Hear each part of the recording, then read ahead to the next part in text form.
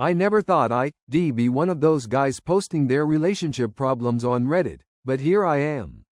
I need to get this off my chest because I am honestly starting to question my own sanity. This whole thing has been eating away at me for months now, and I don't know who else to turn to. My friends would probably think I am crazy, and talking to my wife about this is, well, you'll understand why that's complicated. It started about 4 months ago. The dreams, always the same basic scenario, though the details would shift slightly each time. I find myself walking into our bedroom. Sometimes I was coming home early from work.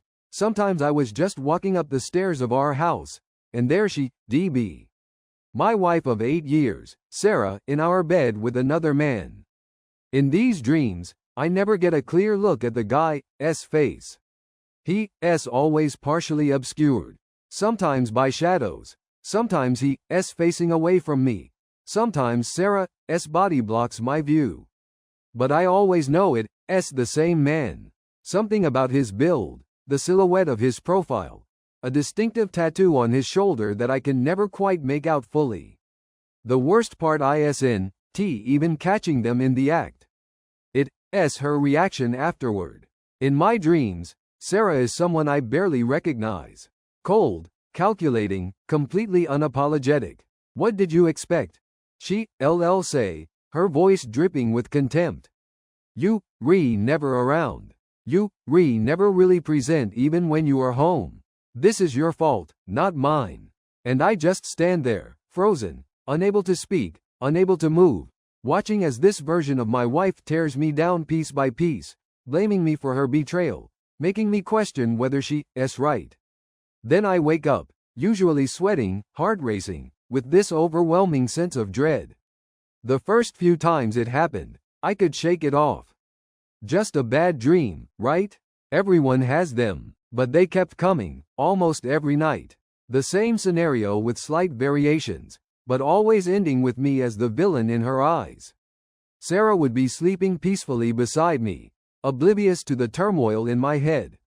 I'd watch her breathing, trying to reconcile the woman I married with the cold, cruel person from my dreams.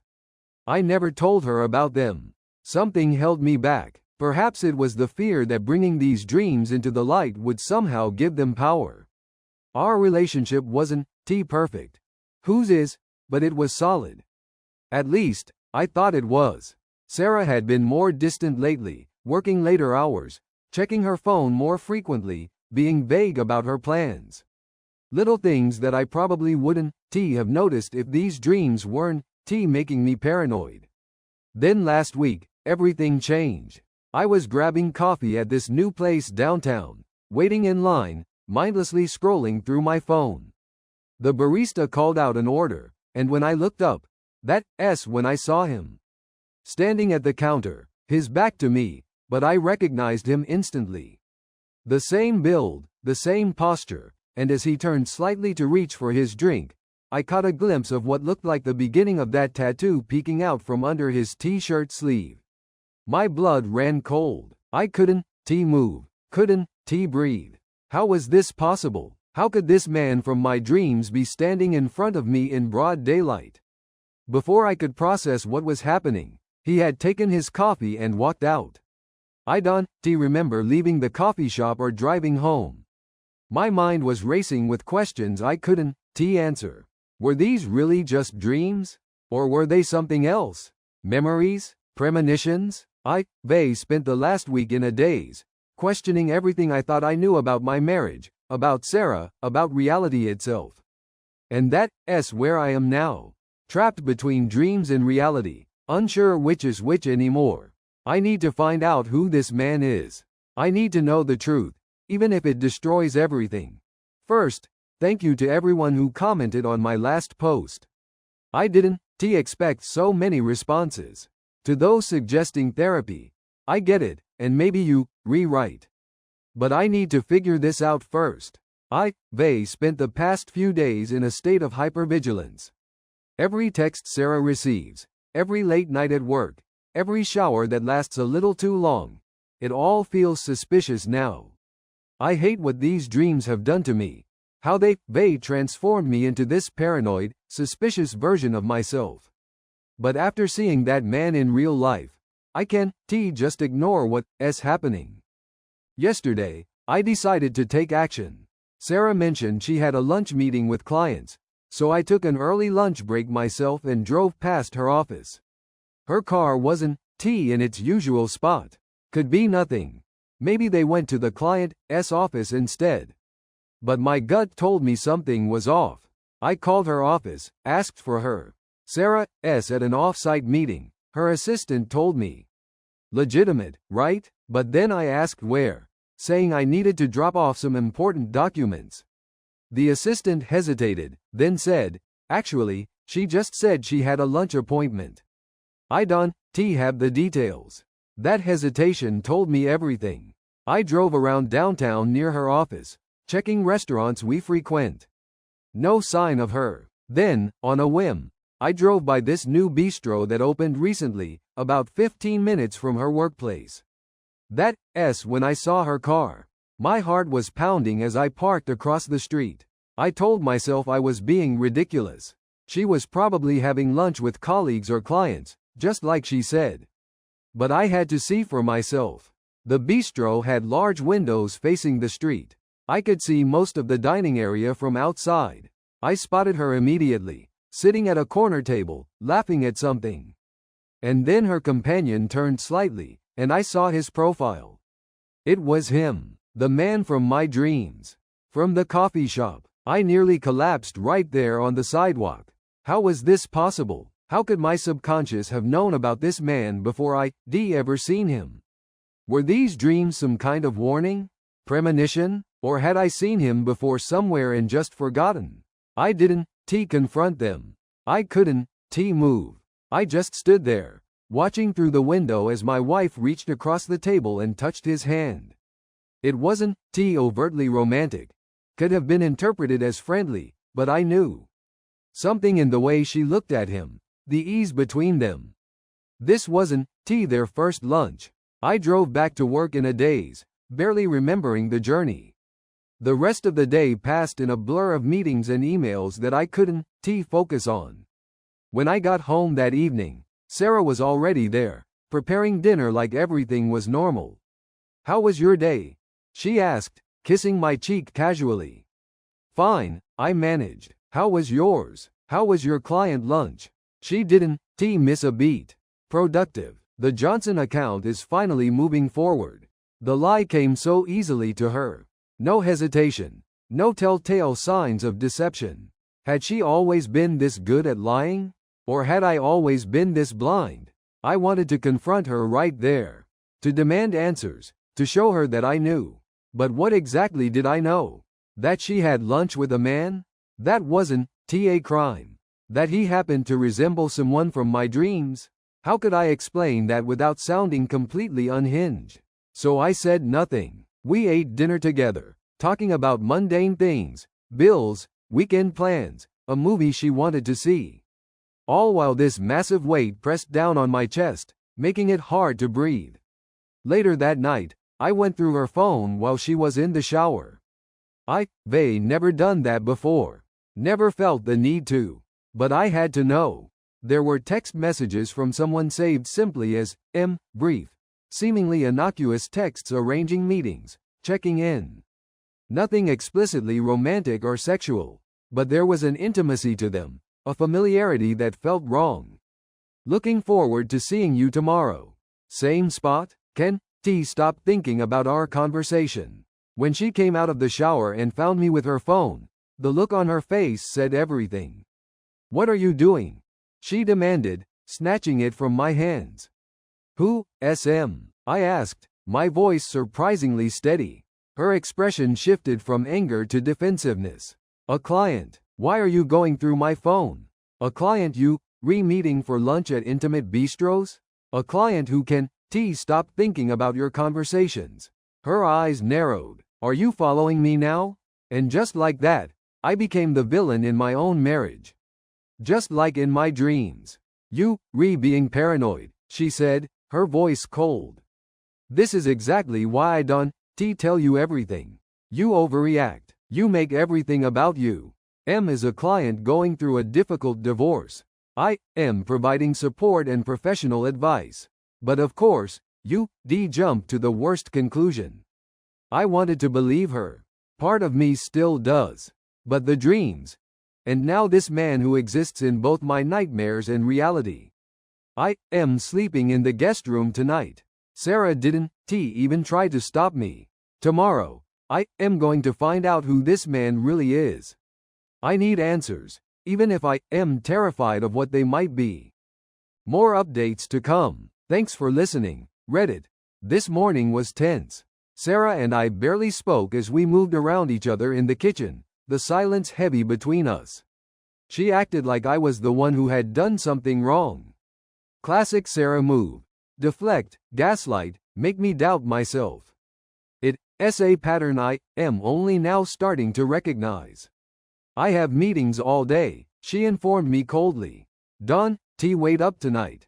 I nodded, not trusting myself to speak. As soon as she left, I called in sick to work. I know it's extreme, but I couldn't focus on spreadsheets and client calls when my entire life was unraveling. I needed answers. First, I searched our house. I am not proud of this, but I went through everything. Her drawers, her desk, the pockets of coats she rarely wears. Nothing suspicious until I checked the back of her closet. There was a shoebox I'd never seen before, tucked behind her winter boots. Inside were hotel keycards, movie ticket stubs for films we never saw together, and a small notebook. The notebook contained dates and single letters or short phrases. Many entries had an M, followed by a time. The most recent entry, yesterday's date, had M1 p.m. written in her neat handwriting. The lunch I witnessed. There were other entries with different initials too, going back almost a year. My hands were shaking so badly I could barely read some of the entries. Was this a log of her affairs? Multiple men? The thought made me physically ill. I took photos of everything, put it all back exactly as I found it, then sat in my car in the garage for nearly an hour, trying to decide what to do next. Finally, I drove to her office. Her assistant, Jenny, I think, looked surprised to see me.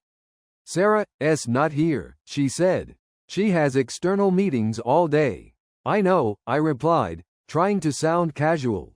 She forgot her presentation notes. Asked me to drop them off to her at her first meeting. With M? I checked my watch. Should be wrapping up soon. Can you remind me where that was again? Jenny looked uncomfortable. I don't schedule her personal appointments. Personal? I thought it was a client meeting. Her eyes widened slightly. She realized her mistake immediately. I mean professional. Outside the office. I don't have that information. I thanked her and left, my suspicions growing by the second. In the parking lot, I checked the photos I'd taken of Sarah's notebook. Today had M11 a.m. and an address scribbled beside it. A quick Google search showed it was a hotel downtown.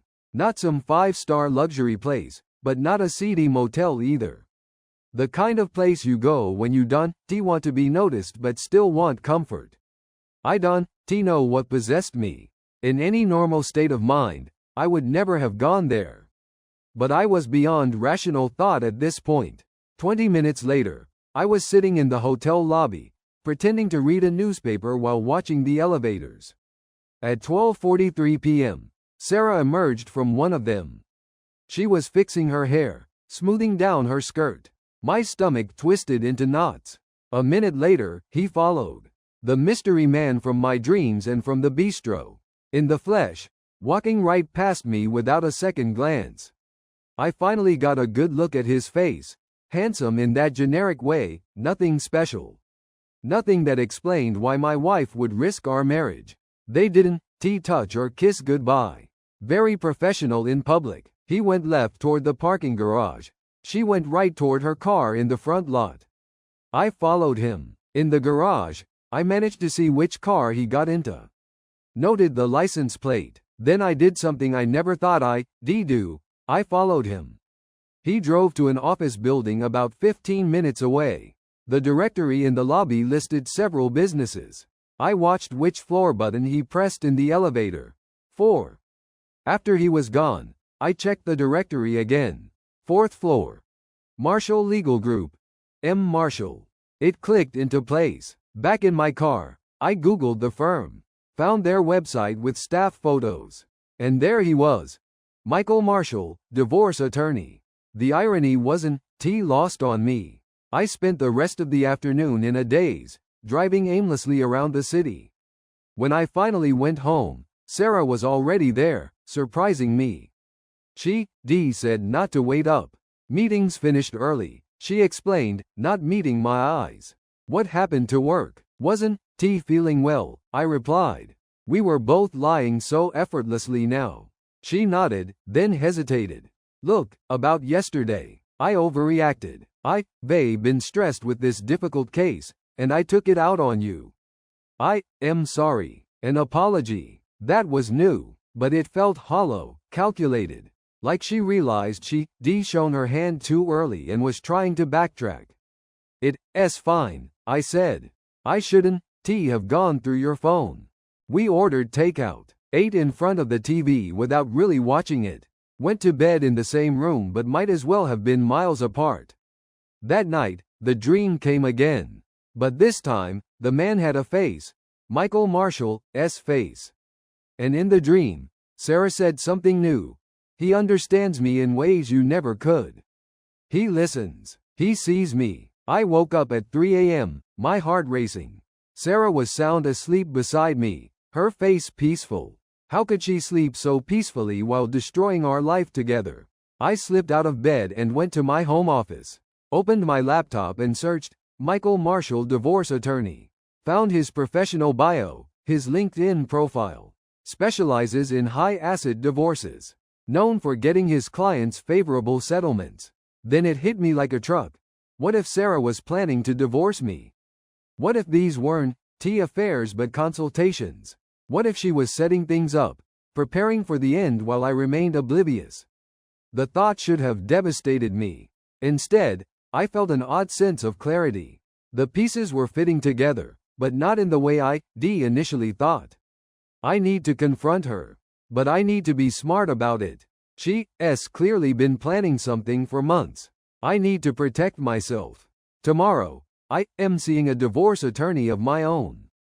Then I am going to find out exactly what my wife has been doing behind my back, and why the man she's been meeting has been haunting my dreams before I ever saw his face. Hey Reddit. Things have escalated quickly since my last update. I am writing this from a hotel room across town. I couldn't stay in that house another night, not after what I discovered. Yesterday morning, I met with a divorce attorney, not one from Marshall's firm, obviously. Her name is Diana Winters, and she came highly recommended for cases involving deception. I told her everything. The dreams, finding Marshall in real life, Sarah's secret notebook, their hotel meetings. She listened without judgment, taking careful notes. Before we proceed with anything formal, Diana said, we need to understand what we're dealing with. Is Sarah having an affair? Planning to blindside you with divorce papers? Or is there another explanation? She advised me to gather more information but cautioned against confronting Sarah until we had a clearer picture and a strategy in place. If she's been planning this for months, Diana warned, she's already steps ahead of you. We need to catch up. Diana also suggested I check our financial records thoroughly. People planning divorces often start moving money around, she explained. New accounts, unusual withdrawals, changes in investment patterns. After our meeting, I went home and pulled up our bank statements, investment accounts, credit card bills, everything financial from the past year. At first glance, nothing seemed amiss. Our joint accounts showed the usual patterns of deposits and withdrawals. But then I noticed something. The automatic transfers to our joint savings account had decreased from $2,000 to $1,000 monthly about 8 months ago. I distinctly remembered discussing this with Sarah. She had suggested the reduction, citing increased costs of living, saying we could always increase it again later. I had agreed without much thought. Now I questioned everything. I dug deeper. Sarah's personal accounts showed regular withdrawals of $1,500 each month, starting around the same time the joint savings contributions decreased. She was building her own nest egg. Preparing. While going through the credit card statements, another pattern emerged. Hotel charges. Not the one I'd seen her at yesterday, but different ones, every few weeks for the past 10 months. Always on days when she claimed to be working late or at professional events. Always just room charges, no restaurant or bar tabs attached. My hands were shaking by the time I finished my financial archaeology. The evidence was damning, but was it evidence of an affair, a planned divorce, or both? I needed more information. Sarah was at work, so I did something I am not proud of. I installed monitoring software on our home computer, the one she uses most often, and I put a small voice-activated recorder in her car. Again, not my proudest moment, but I was desperate for answers. Then I contacted a private investigator Diana had recommended, met him for coffee, explained the situation. He agreed to follow Sarah for a few days, document her movements, who she met with. Most of the time, he told me, people already know the truth. They just need confirmation to accept it. I thought I was prepared for that confirmation. I wasn't. When Sarah came home that evening, she was different.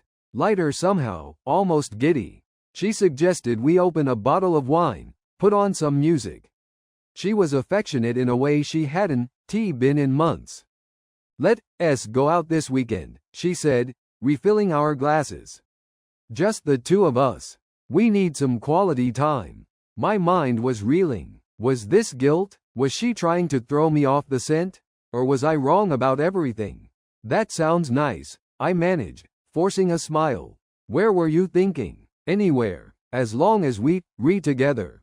She touched my hand, her eyes meeting mine. They missed you. I almost broke then, almost confronted her with everything I knew, demanded answers. But Diana's warning echoed in my head. Wait, gather information. Don't show your hand. So we drank wine, listened to music, even made love, which felt surreal given what I suspected. Afterward, Sarah fell asleep quickly, but I lay awake, watching her, wondering who she really was. Around midnight, her phone buzzed on the nightstand. A text. She didn't stir. After a moment's hesitation, I checked it. From all set for tomorrow. 1 p.m. Bring the final paperwork. My blood ran cold. Final paperwork. It was happening. Whatever it was. Divorce papers, perhaps. I couldn't sleep after that. At dawn, I slipped out of bed, packed a bag, and left a note saying I had an early meeting and would be back later. Then I checked into this hotel, called Diana, and updated her on everything.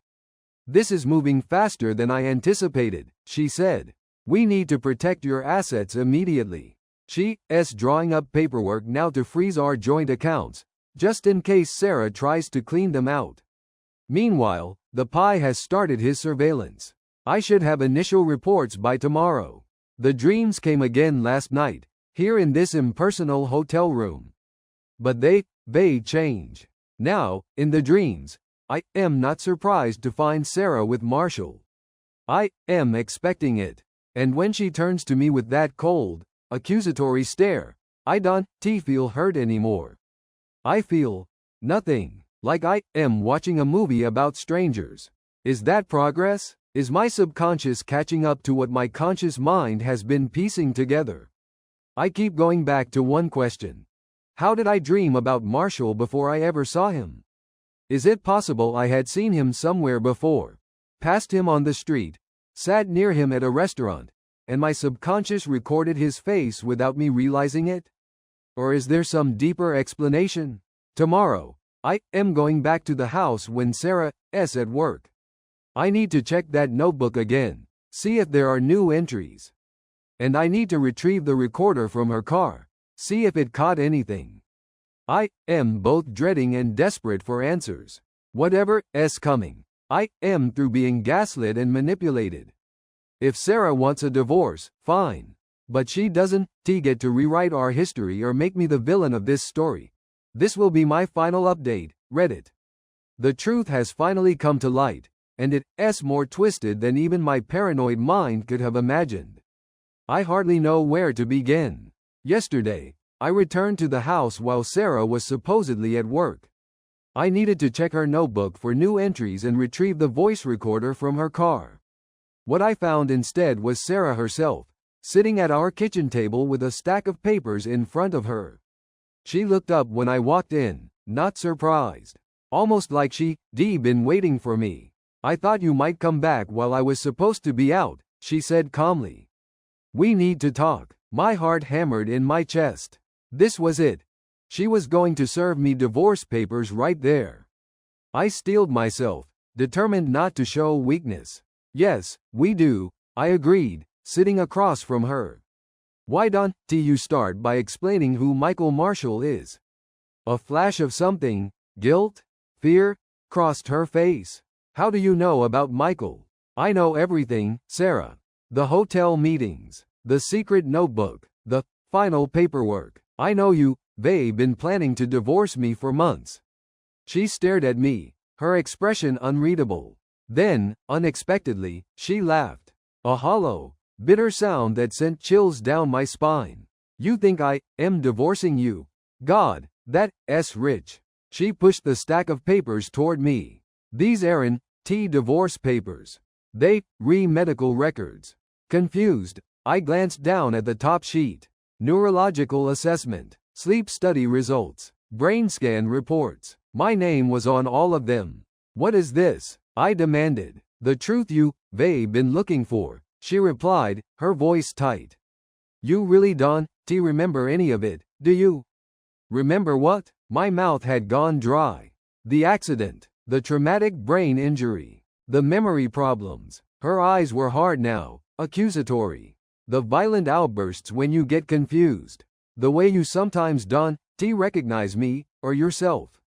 The way you made my life a living hell for the past year while I tried to keep us together. My mind reeled. This couldn't be right. I would remember something like that. Wouldn't I? That's ridiculous, I said. I haven't had any accident. I would remember. That's the point, James. You don't remember. She pulled out her phone, showed me photos I'd never seen before. Me in a hospital bed, head bandaged. Me in physical therapy. Documents with diagnoses. Post-traumatic amnesia, confabulation, personality changes. The dreams you've been having, she continued. They not premonitions. They your brain trying to process what happens during your episodes. When you get confused and angry, when you accuse me of things that never happened. Your neurologist said it's a way for your brain to make sense of the gaps. I felt the room spinning around me. So there's no affair? No divorce? Her laugh was bitter this time. Michael Marshall isn't my lover. He's your neuropsychiatrist. The one who's been trying to help us, for months. The hotel meetings? That's where he has his private practice. I've been taking you there 3 times a week for almost a year. Sometimes you remember afterward, sometimes you don't. But the notebook? The secret withdrawals of money? The notebook is my attempt to keep track of your lucid days versus your confused ones. The money, she sighed heavily. Your treatments aren't fully covered by insurance. I've been paying out of pocket for experimental therapies.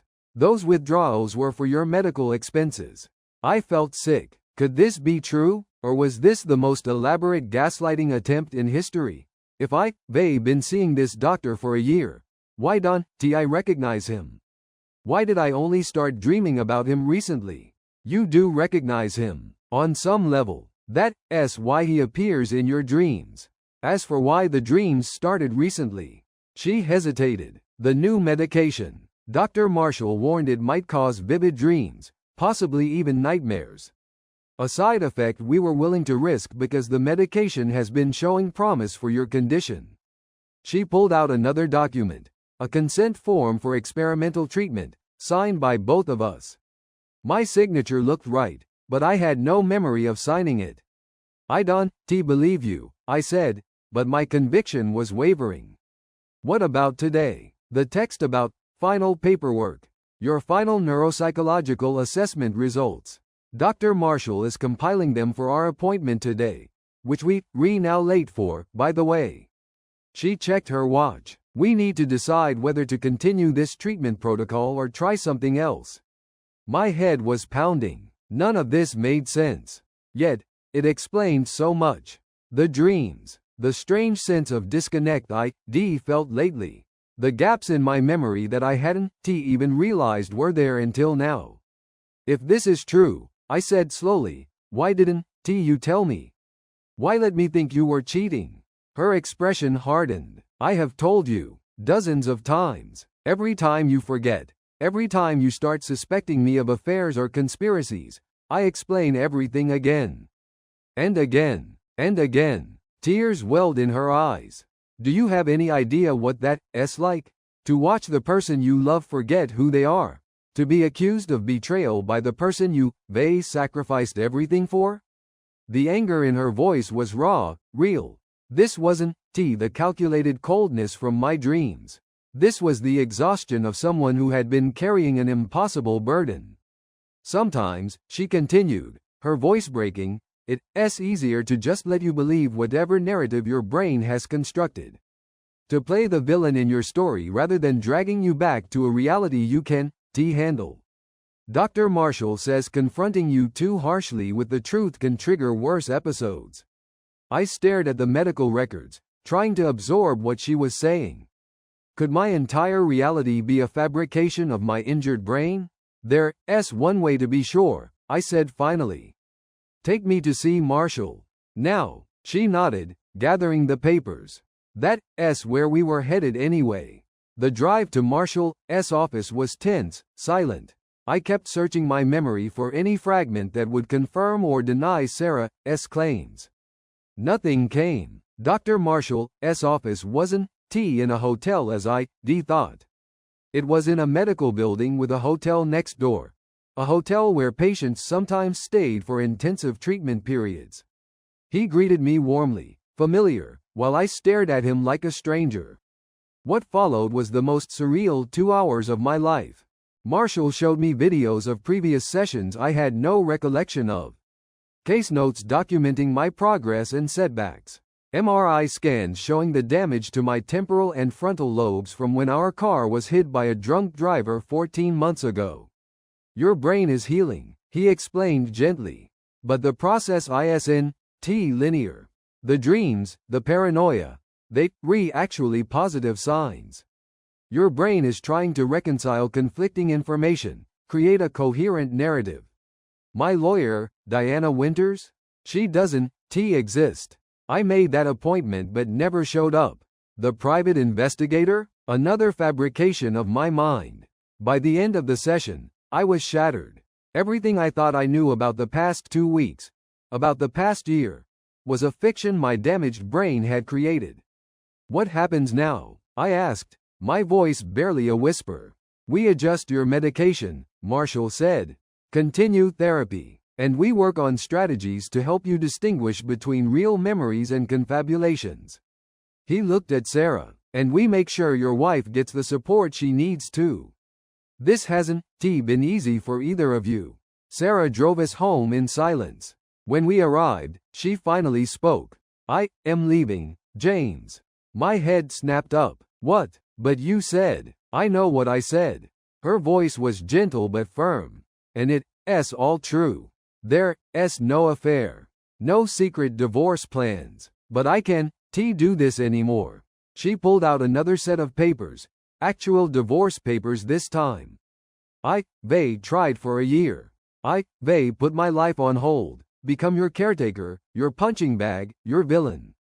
Dr. Marshall says you may never fully recover your memory function. That these paranoid episodes might always be part of our life together. She wiped away tears. I love you. I always will. But I am drowning. I couldn't speak. Couldn't process this final twist. You be okay, she continued. Marshall has arranged for specialized care. Your parents are flying in tomorrow. They've been helping financially all along. You want to be alone. So all this time, you weren't betraying me, I said slowly. You were sacrificing for me. And my way of repaying you was to suspect and accuse you. You couldn't help it. I know that, but knowing doesn't make it hurt less. She handed me the papers. I need to save myself now. Before there's nothing left of me to save. That was yesterday. Sarah slept in the guest room last night. This morning, she packed a suitcase and went to stay with her sister. The divorce papers sit unsigned on our kitchen table. The dreams didn't come last night. For the first time in months, I slept dreamlessly. Perhaps because for once, reality is stranger than anything my subconscious could conjure. I don't know what happens next. I don't know how much of this I'll remember tomorrow, or the day after. I am writing it all down, here on Reddit, as a record for myself as much as for all of you who followed this twisted journey. If there's a lesson in all this, perhaps it's that reality is fragile. Memory is unreliable, and sometimes, the villain in your story is the protagonist in someone else's. To those who offered advice and support, thank you. Even if none of you are real either, the comfort you provided was. And Sarah, if by some chance you ever read this, I am sorry. For everything I put you through. For everything I accused you of. I hope you find happiness, even if it can be with me.